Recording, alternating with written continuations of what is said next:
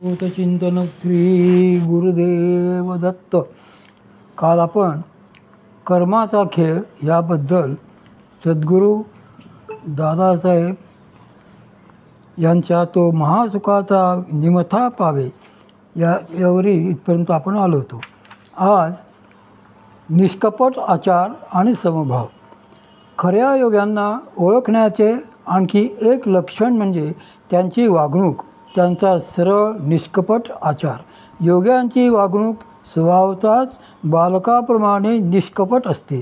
त्यानंतर आणखी एक गोष्ट म्हणजे त्यांच्या अंतःकरणात, वागण्यात सगळ्यांबद्दल समभाव असतो. आता हेच बघा की ज्यांनी परमपूज्य श्री मामांना विष देण्याचे दुष्ट कार्य केले ते गृहस्थ त्यानंतर श्रावण अनुष्ठानाच्या काळात माऊलीमध्ये आले होते. महाप्रसादाचे वेळी त्यांना आल्याचे पाहिल्यावर मामा मला हसून म्हणाले, पोरी त्यांना व्यवस्थित जेवायला घाला, देवांच्या दारातून तसेच पाठवू नकोस आणि देवांचे तीर्थही दे. मी म्हटले हो, तीर्थप्रसाद देऊनच पाठवते. त्याप्रमाणे मी जायला लागल्यावर मामा लगेच मला म्हणाले की पण बोलू नकोस काही त्यांना, आम्हाला त्यांनी केलेल्या त्या कृत्याची माहिती आहे अशी जाणीवसुद्धा त्यांना होता कामा नये. मी म्हटले ठीक आहे मामा. त्यांच्या ठाई केवढा समभाव असेल बघा. एखादा माणूस आपल्याशी शत्रुत्वाने वागत असतानासुद्धा, आपल्या जीवावर उठलेला असतानासुद्धा त्याच्याशी असे अत्यंत निर्मळपणाने निष्कपटपणाने वागायचे, ही गोष्ट काही सोपी नव्हे. ही गोष्ट फक्त अतिश्रेष्ठ योग्यांनाच जमू शकते. आता असे वागणे त्यांना जमते तरी कसे, हा एक स्वतंत्र मुद्दा आहे आणि तो आपल्या पुढच्या प्रवचनाचा विषयही आहे. त्यामुळे त्या विषयावर नंतर सांगेन. पण हे योगी मात्र सर्वांशीच असे समभावाने वागत असतात. परोपकार व कल्याणाची इच्छा. त्यानंतर योग्यांचे पुढचे 8वे लक्षण म्हणजे परोपकार. योग्यांच्या ठिकाणी हा परोपकाराचा स्वभाव पराकुटीचा असतो. पराकुटीचा म्हणजे किती, तर जे काही जवळ असेल ते सगळेच्या सगळे काढून समोरच्या गरजूला द्यायला ते तयार असतात. तसे बघावे तर त्यांच्याजवळ लौकिकार्थाने फार काही असते असे नाही, किंबहुना त्यांच्याकडे कधीच फारसे काही नसते. पण तरीही ते समोर आलेल्या गरजूला विनमुख परत पाठवत नाहीत. मग त्यासाठी काही का सोसणे असेना असे कितीतरी संत पूर्वी होऊन गेलेत व आजही काही कार्यरत आहेत. फक्त या साधुसंतांची आंतरिक खंत एवढीच असते की आम्ही येथे हिरे आणि मोती, केशर आणि कस्तुरी असा अस्सल माल द्यायला बसलो आहोत, पण येणारे मात्र आमच्याकडे फक्त हिंगमिरेच मागतात. याला काय म्हणायचे, आमच्या संसारातल्या अमुक गोष्टी चांगल्या होऊ द्यात असे म्हणून केवळ तेवढेच मागायला लोक त्यांच्याकडे येत असतात. म्हणून संतांना त्यांची वाईट वाटत असते.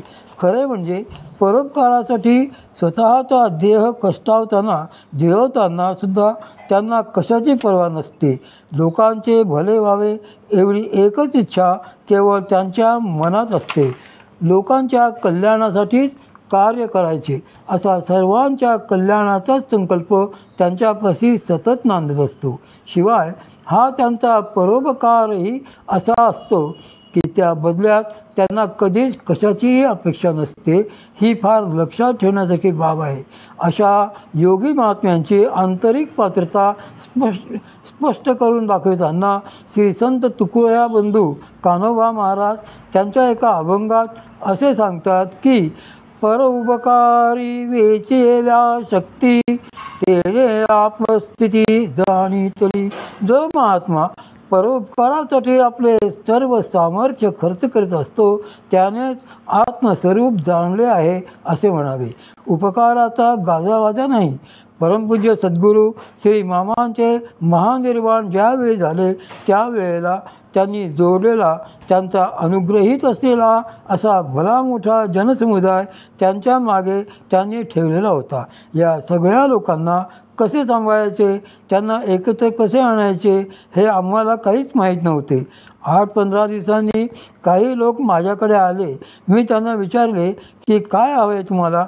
त्यावर त्यांनी डोळ्यात पाणी आणून मला सांगितले की आजपर्यंत जेव्हा जेव्हा आमच्या कुटुंबामध्ये मोठ्या अडचणी आल्या किंवा आम्हाला नोकऱ्या नसताना आमच्या घरच्यांची उदरनिर्वाहापासून अनेक गोष्टींची व्यवस्था कशी होणार अशा काळजीत आम्ही असताना आमचे सर्व कुटुंब मामानीच चालवलेले आहे.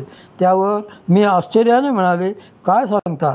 तर ते म्हणाले की होय, खरेच सांगतोय. मामांनी स्वतः आमचे सर्व घर चालवलेले आहे. कसे चालवले ते आम्हाला सुद्धा जाणू दिले नाही, पण केवळ त्यांच्याच कृपेने आम्ही आज दोन घास सुखाने खाऊ शकत आहोत.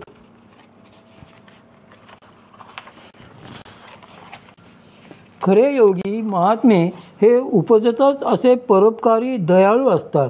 या संदर्भात श्री संत तुकाराम महाराज त्यांच्या एका अभंगात फार सुंदर सांगतात की उपकारी नाही देखत आपदा, पुढिल्याची सदा दया चित्ती.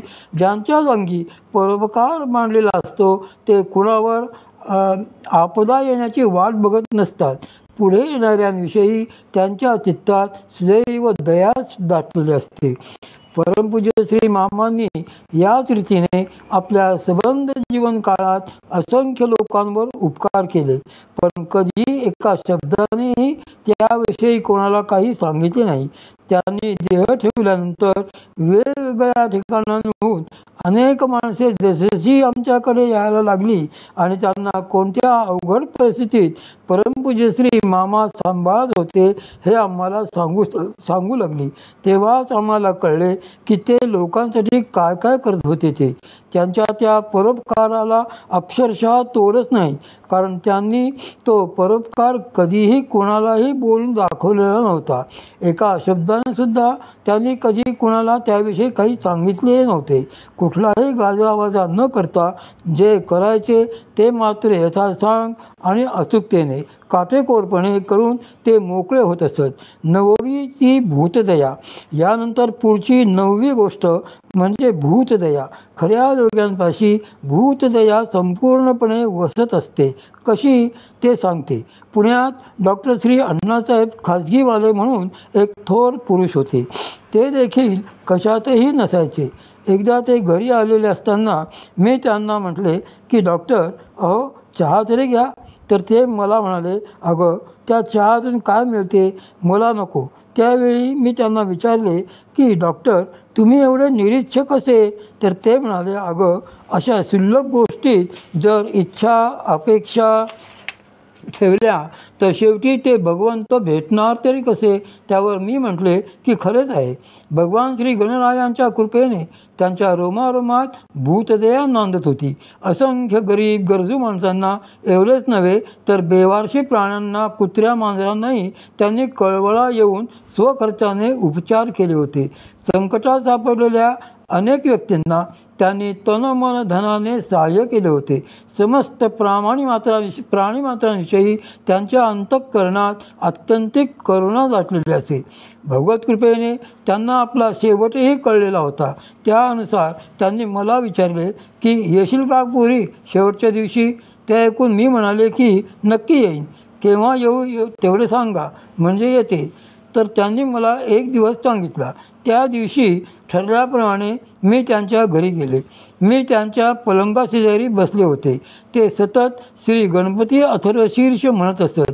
सतत श्री गणरायाचे नाम त्यांच्या मुखात असे.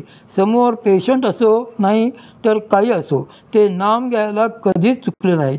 त्यावेळीही त्यांचे नाम घेणे अखंडपणे चालूच असायचे. डॉक्टरांना बोटांवर जप मोजायची सवय होती. मी त्यांच्याकडे बघत होते. शेवटी ते मनात अथर्वशीर्षाची आवर्तनेच करत होते. त्यांनी बोटांवर मोजून अथर्वशीर्षाचे शेवटचे आवर्तन पूर्ण केले आणि त्या क्षणी शांतपणे समाधानाने देहाची खोल सांडली. ते केवढे मोठे तयारीचे योगी असतील पहा. मरताना देखील तोंडातून काय आले तर श्री भगवंताचेच नाम. शेवटच्या घडीला असे श्री भगवंताचे नाम मुखातून येणे हे फार अवघड असते. नामाने भूतदया बांधते. परवाच एका गृहस्थांनी मला सांगितले की ताई, मी असाच कुठेतरी जात होतो, त्यावेळी श्री भगवंतांची आठवण होणे आणि ती कायम राहणे यात काय फरक आहे याबद्दल तुम्ही पूर्वी जे सांगितले होते ते मला चांगलेच समजले. त्यावर मी त्यांना विचारले की ते कसे काय, तर ते म्हणाले, माझ्या गाडीला ॲक्सिडेंट झाला. ज्यावेळी ॲक्सिडेंट झाला त्यावेळी मी मामा मामा असे जीवाच्या आकांताने ओरडत होतो. मागून येणाऱ्या अवजड वाहनांच्या जोराच्या धक्क्याने माझी सगळी गाडी पूर्ण गोल फिरली, तरी मी मामा मामा असेच ओरडत होतो. गाडी जेव्हा फिरायची थांबली तेव्हा तिचा पार चुराडा झालेला होता. आतमध्ये ड्रायव्हिंग सीटवर बसलेल्या मला मात्र काहीही इजा झालेली नव्हती. ही अशक्यप्राय गोष्ट कशामुळे घडली असेल? मी म्हटले, बघा तुम्हीच सांगा. त्यावर ते म्हणाले की कारण श्री भगवंताचे, श्री सद्गुरूंचे नाम मुखामध्ये आले म्हणून.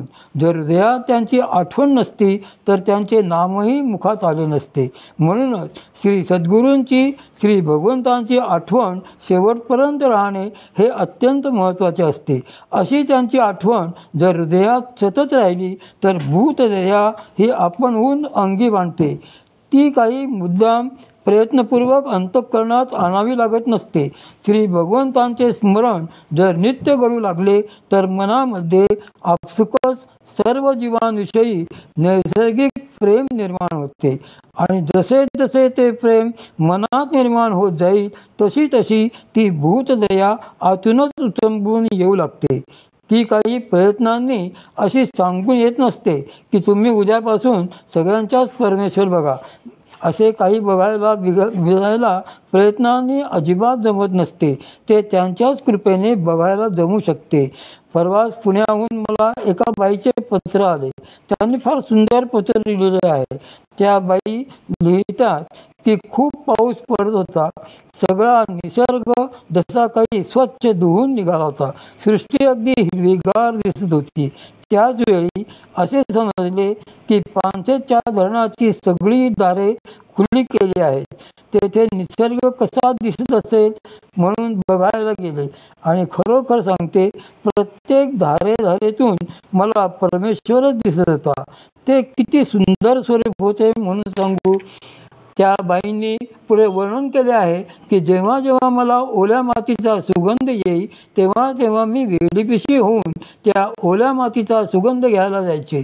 मात्र तो सुगंध नेमका कसा असे ते काही मला सांगता येणार नाही. त्यांनी जर असे म्हटले त्याचे कारण असे की आपण जो अनुभव घेतो तो आपल्याला बरेचदा अगदी अचूकपणे सांगता येत नसतो, पण तरीही त्याचा आनंद मात्र आपल्या मनामध्ये कुठेतरी निश्चितपणे उरलेला असतो. असा काही निमित्ताने आतून जर खरा आनंद मिळायला लागला तरच तो हृदयात स्मृतिरूपाने टिकून राहतो, नाहीतर नाही.